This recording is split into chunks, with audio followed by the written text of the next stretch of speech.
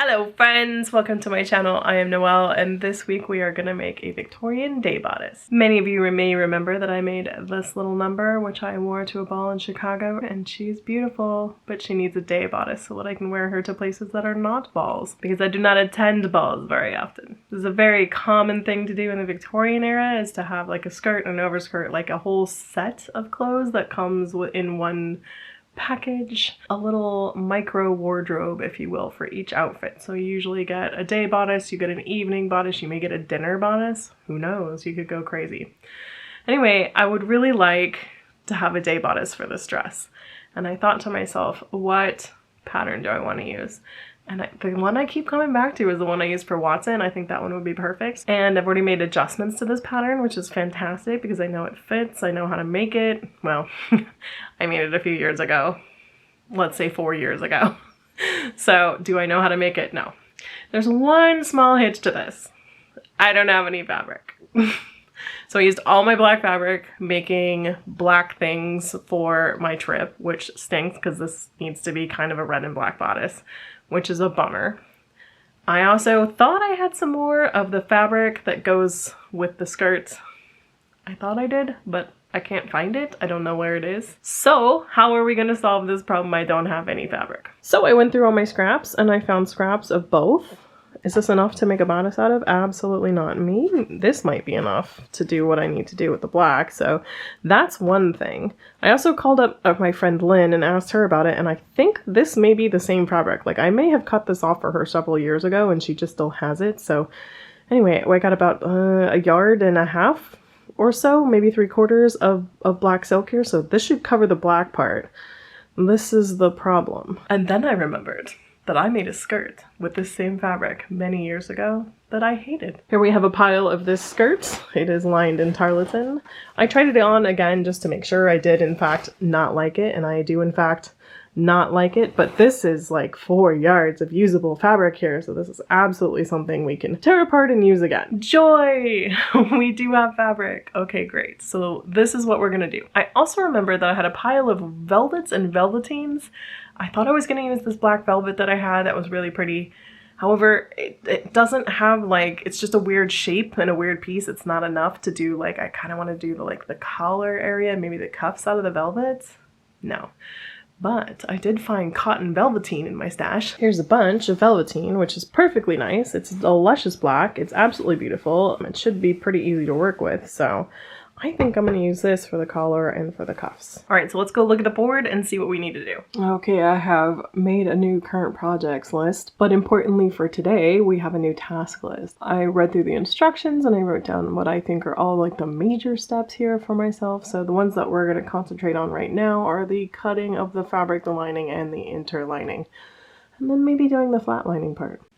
Things that are not on that list that probably need to be are the fact that I'm going to have to tear apart this skirt, so there's going to be a whole bunch of time spent picking apart this skirt. And then also, I do like to zigzag the edges of my pieces, especially since these are silk and velvet, and they will decidedly fray, so I'm going to go ahead and do that whenever necessary. Okay, I brought out Watson just to have a look and also explain some things.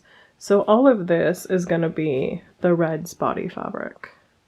This piece here is going to be the black fabric, and this piece here is going to be the velveteen, backed probably in the black. Cuffs will also be velveteen, backed in the black. So I am going to try this on and just see if there's anything I wanted to change about it. I did pull out all my pieces and looked at them. I also pulled out my modified pieces and had a look at them, so I know which ones are already adjusted. A couple of the things that I learned last time were like this collar, especially if it's just going to be like pieces of silk, which it probably is going to be. I do want to interface this because I didn't do it this time and it's very floppy. And it gets wrinkled. I don't know. I don't love it. And I remember I had a kind of a hard time with that guy, so I gotta remember that. I did put different cuffs on last time. I used different cuffs that had this little point of interest in them with the peaks and the valleys, which is super cute, but probably not with the velveteen. That seems like a lot. Alrighty, here we are at the mirror. I do love the way that this fits still. I think it's a very flattering silhouette. I lost a button just now. It's on the floor. Bummed about that. I think I do have more of this fabric somewhere, but I think I also made extra buttons because usually I make a couple extras in case that happens. There's also one where the like, I think this one, where the silk is like fraying, so probably gonna have to replace a couple of buttons. There's also makeup stains on this.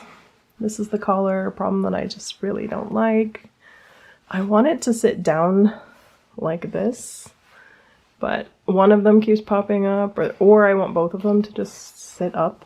I don't really care actually which way it goes, but anyway, I kind of want to put a little interfacing in that guy, or at least stiffen it in some way. The only thing that I don't like about this jacket and the way it fits is the same thing I don't like about every jacket and the way everybody's fits all the time, no matter who's wearing it, and it is that there's like a crack that happens right here. I can't really force it. Yeah, you can see right there. Kind of force it to happen. This one I put a pad in just now, and it helps hold it out just a little bit better, so I might add a little bit more inner lining right there just to like stiffen it out. Other than that, like, I think this fits really well. I like the way it looks. It's not too huge anywhere. I mean, this could be tightened up like a little bit. I could cut a little bit out of this area if I wanted to, but I actually think it changes the proportion of the jacket and the line, because this is like an illusion line, right? So I think I'm gonna leave it, but I think it looks great. I think it is a very flattering jacket, like, if nothing else. So I think that that is what I'm gonna do. I do remember like agonizing over these points right here. So yeah, I do have a sleeve pattern that I like better than the one that comes with this jacket, and that is this sleeve pattern, so I'm going to use that again because I just tried and true. It's the Iron Man sleeve pattern. So okay, I think we're good to go is what I'm saying. All right, let's get started ripping this thing apart. I'm like kind of sad because it's really well made. Like, I'm like, oh, I did a good job on this. Let's rip it apart.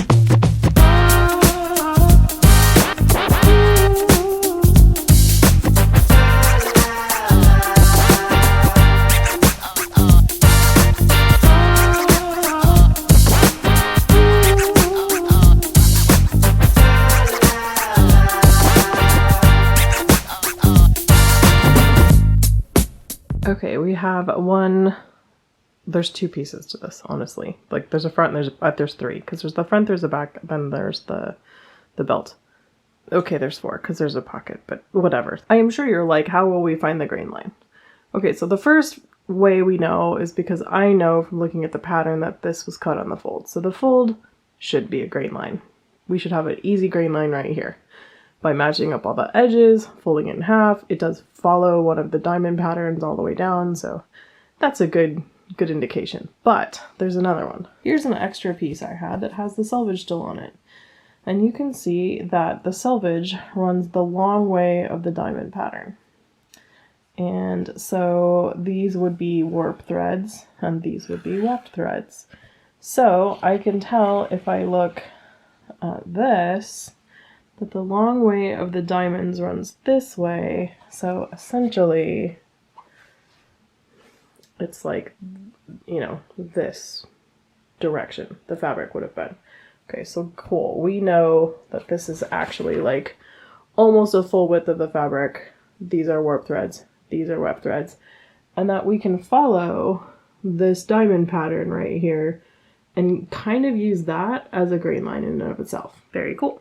Okay, so I'm gonna see what I can get out of this skirt panel. If I can get it all, then awesome, and if I can't, I have a whole nother one. This is not pinned down or anything, it's just like me futzing around pieces and seeing what shape. These shapes are just bizarre and weird and whatever, so this is probably what I'm gonna get out of here, because the only thing left after this is two sleeves, which obviously aren't gonna fit in this like tiny amount of space here. And I do have two fairly long pieces of like cabbage scrap that I had left over that was in this bin. That will compensate for that and let me cut out sleeves out of that. So we will be able to do it all out without even going into the back of that skirt, which is fantastic. So I will have all that to maybe do something else with later. Okay, yeah, the final pinning looks like this, so there's no way for me to get a sleeve into this, but I will save this piece for later. Okay, those are all the pieces that are cut out of the skirt, including the 2 extra pieces that I had making the sleeves. So I did put this on the board, so we can cut this one up. I cannot do that yet because I need to do some of the other outer black fabric, both the velveteen and this. Okay, I have a pile of what is fabric and inner lining over here. The inner lining that I use is a cotton twill. I bought a huge bolt of it many years ago. Very happy about that purchase. So I just use this as an inner lining. It's really nice fabric. I've been dilly-dallying about what I want for a lining. Linings are not strictly necessary. If you don't want to do this step, you don't have to. You do have to figure out how to like hold your edges down if you're gonna not do a lining. It's completely easy to do with tape, other things, especially since you have an inner lining to sew to, so you do not have to do this. I like to do it because it gives a little bit more body to the situation and helps it not bend. It like keeps its shape a little bit better. So I'm going to use this, which is a polished cotton, which I found in my collection.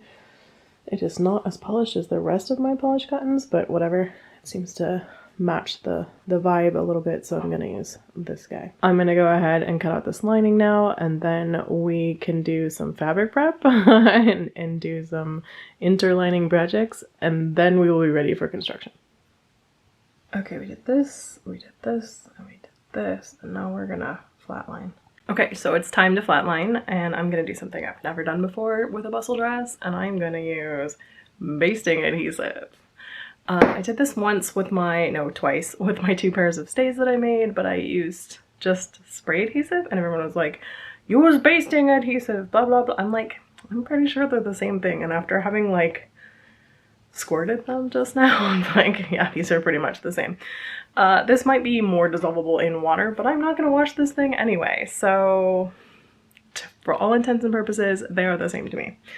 But I did buy this. This is stupid expensive at Joann. Like, I think it was $20. Luckily I had a coupon, but like, we're gonna be getting this stuff on Amazon from now on, no matter how much we hate Amazon. I did a test just to see how it would work. What I will say is if your underpiece, do you see that like line in there? Yeah. If your underpiece is not perfectly flat, and it has a crease in it, it's gonna show through, which is kind of annoying. It shows more through on camera than it does to the eye, but still don't love that. So I'm gonna have to press each piece like right before I do it, but I think this is the way I want to go and at least give this a try because it gets all the bubbles out and that's kind of cool. I still might like flatline it. I'm at least gonna do the zigzag, so they will actually be attached to each other by sewing for when this does eventually break down, but it should do a good job holding it together for now. So I did the sample piece. It worked out really well. I like the way like it holds and it looks, although it will eventually disconnect. So it's good if I do go around it afterwards. This is really just to hold it really flat so I don't get any bubbles, but we're gonna do that. The way I'm gonna protect my table. So I am the person who saves tissue paper, and especially if it's like jank, I probably, like, I might use that for my husband, but it's also pink. Anyway, I can use that to protect my table while I spray baste. So that is what I'm going to do. I got a whole bunch of this stuff. It's all different colors, so that's okay because the base fabric that I'm going to actually be spraying, I'm not spraying the silk itself, I'm spraying the cotton twill, and it's black, so it's fine. So I'm going to go ahead, and that's all covered by lining anyway, so it doesn't matter what happens with this stuff, it'll be fine. So I'm going to use this, and I'm going to iron everything as I go and spray baste each piece together so that it's perfectly flat and whatever, so that then I can go ahead and flatline it. We'll see if this works better. Okay, so here are all the pieces that need to be flatlined, and each one of these is doubled. So I'm just gonna assembly line this process now.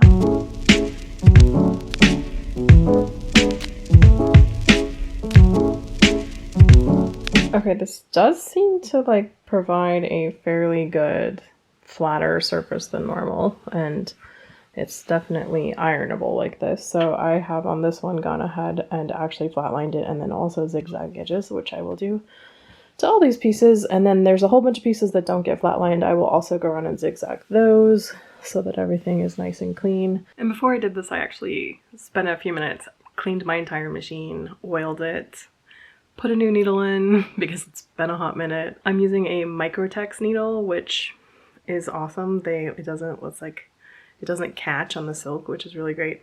So I did on this little piece that I made sure to test my stitch length and like make sure that it was going okay, tension was cool and whatever. And I realized like it's actually kind of cool that this sticks for a while and then starts to essentially break down and let go, because it will stop any weird like spots from forming where they've bonded strange or whatever. That will all just sort of like meld away as the fabric works itself away from each other, that's like kind of an awesome solution. So definitely is a lot easier, and it makes a very flat line, I'll tell you that. So I'm gonna go ahead and go do all this other stuff off camera, because like, do you really need to see this 1 million times? No.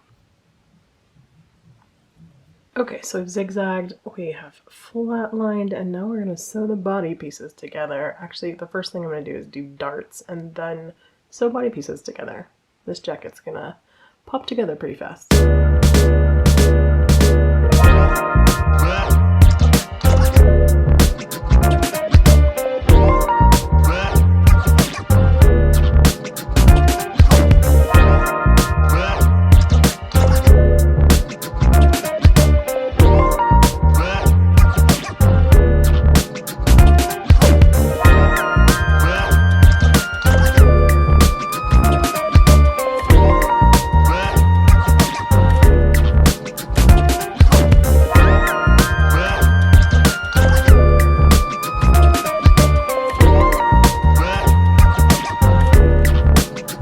So we have the back 3 pieces together on each side. I'm going to do some pressing before I put the front on, and then the shawl collars, which become a little bit of a hairy mess because it's several layers. And then we're going to seam up the back and do the shoulders, and we'll at least have a fully formed bodice to look at. Here's what they look like currently. I just need to press these seams.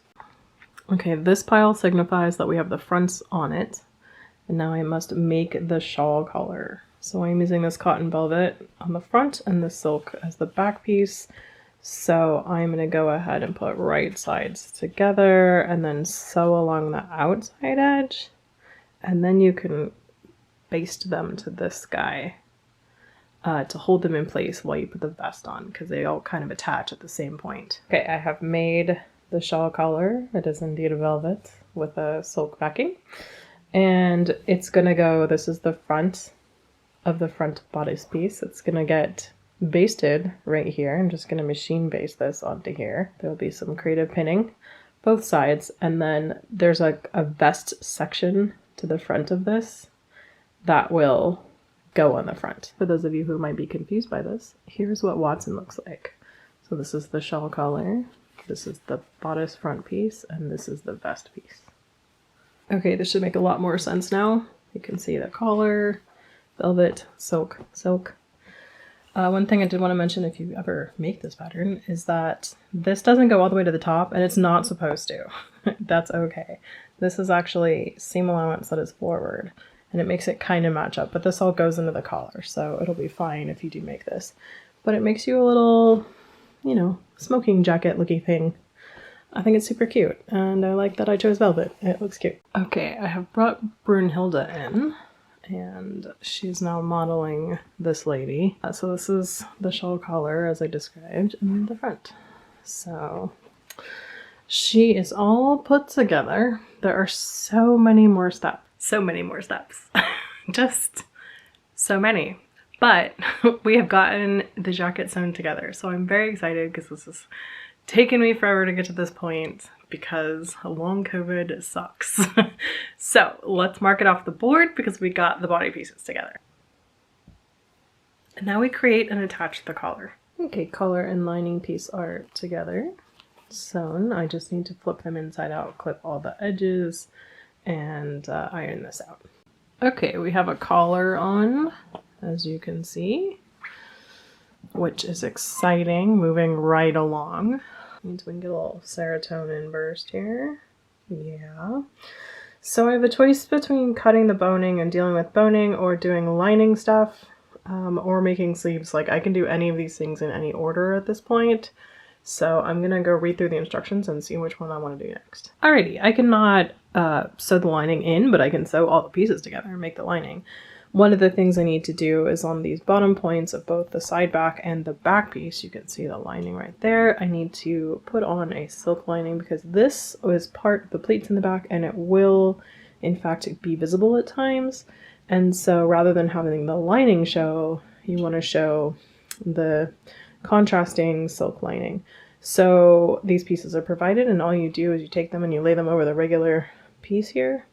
And then you go ahead and baste them on for right now and they'll get caught up in all the seams on all edges, so it'll be fine. Okay, I've got all those basted on, ready to go. I'm just gonna put all the lining pieces together so that I have a full lining ready to go when it is time. Yay, lining pieces sewn together.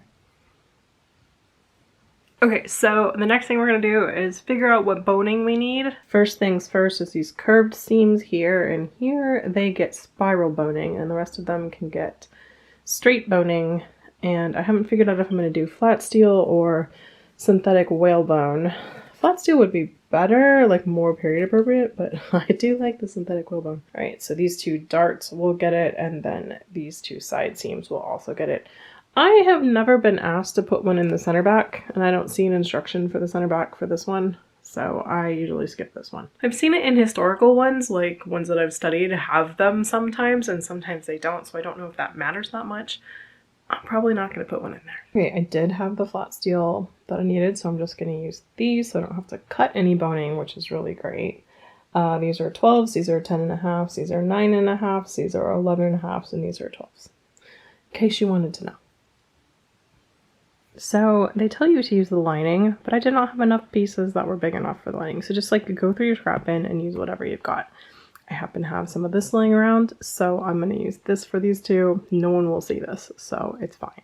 And here we have them in the boning casing, and I did pink the edges just to make sure that if I could limit that, it's going to be completely encased, it should be fine, but thought I would handle that. Okay, so now I'm going to go attach the boning. I have to do this by hand, so I'm just going to go watch some TV and get that done. Okay, we have boning in. I'm so excited.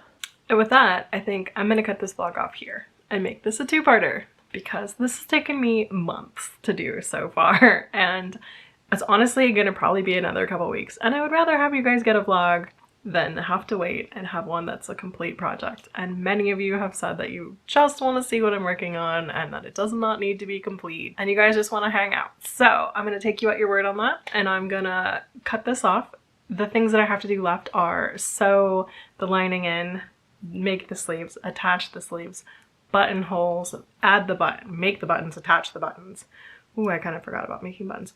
Okay, so and then I need to deal with the pleating in the back. That's a bunch of hand stitching. Should be fine. I've done it before. And then I suspect you guys are going to want to see me in this thing, which is like an energy day of itself, like to get dressed in this stuff.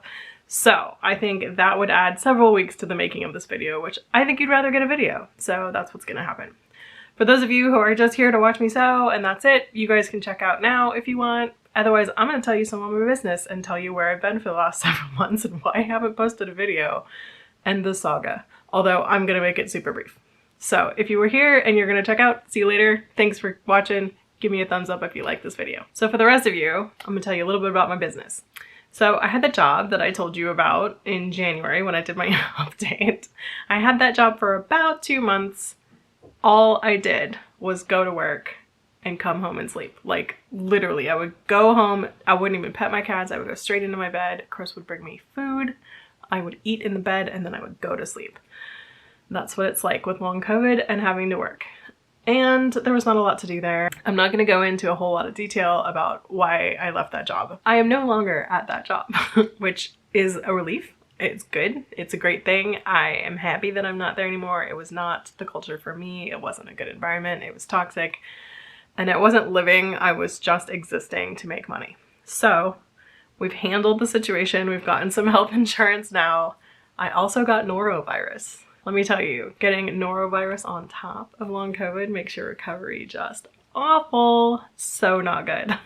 It took weeks for me to get better. I couldn't get out of bed for at least 7 days. Like it was so bad. So that was a rough go. Chris also got it, but he was a lot faster to recover. His how he got hit with it was not nearly as traumatic as what happened to me.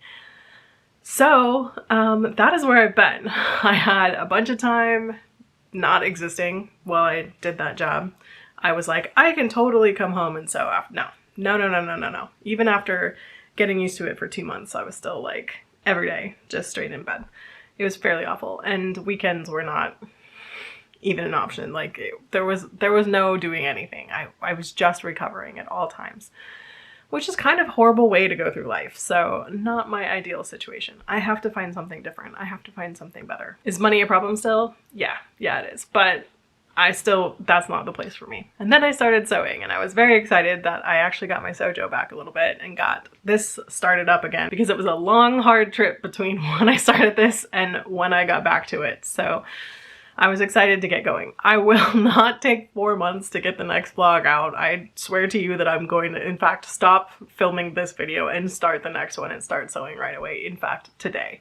So it shouldn't be that long, but it is difficult for me to do this for very long on an even day. I can probably only sew for 2 hours tops before I get exhausted and basically have to go chill out for a while. I sew in increments every day. I've been trying to do at least a little bit every day. Some days I get there and some days I don't. So I am doing my best to get videos to you.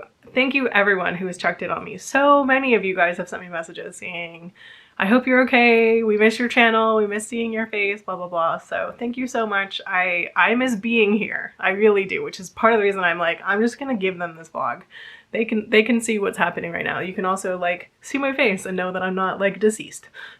I also want to tell everyone, like, long COVID is hard, but I am okay. Like, I'm getting through this. I just have to energy bank a lot. I'm sure many of you know exactly what I'm talking about. There's a lot of people here who have chronic fatigue or other issues that make it really difficult to spend a lot of time doing stuff, and the executive function doesn't work all the time. You can't get started for whatever reason. So I'm sure you guys understand my situation, but I'm giving it the best shot I can. I am feeling somewhat better, so that's the best thing about it. I was telling my Patreon that I started playing Tears of the Kingdom, the Zelda game, and it actually made me start feeling better because I felt like I was getting something done, even though I was just laying in my bed doing that.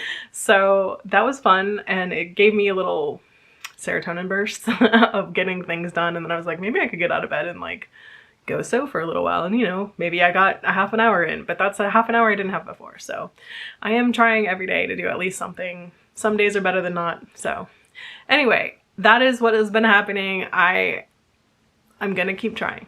I'm just gonna keep trying, and you will get the end of this video not in 4 months. It might be a couple weeks, but it will not be 4 months, I promise you. I want this done. I have other things I need to do. If nothing else, Gigi's event is at the beginning of October, and I have a dress that I have for me that I'm going to let her wear that I need to modify, and so I need to get on that to make sure that she has something wearable for her own ball. I do have an event at the end of the month. I was thinking about making something new for it, but I do not think that that's going to happen because I simply do not have the energy for that, so we shall see. Anyway, I hope that you guys are all doing well. Please let me know what you've been watching, what you've been reading, what you've been listening to. I have been listening to This Podcast Will Kill You, which is a podcast about infectious diseases, and I thought it was going to be super boring and not interesting until I listened to it, and then I was like, oh my god, this is fascinating. So I've been just like binging those. There is one on long COVID in case anyone wants to listen to it. It's very good. It's very accurate. It's very like, this is how I feel, but also it talks about some other like future things and things they're discovering about it that might help solve this issue for so many of us that have this. But there are so many of these episodes. I think there's like 100 and something episodes about different infectious diseases. So if you have a disease, you might want to go check it out. They're not all infectious. Like some of them are, you know, other kinds of things. And they also talk about different drugs like aspirin and acetaminophen and all that kind of stuff. I highly recommend it. I think it's a great podcast. Been listening to a lot of that. I watched The 3-Body Problem on Netflix, I believe. So good. Go watch it. It's based on a book that is a Chinese book.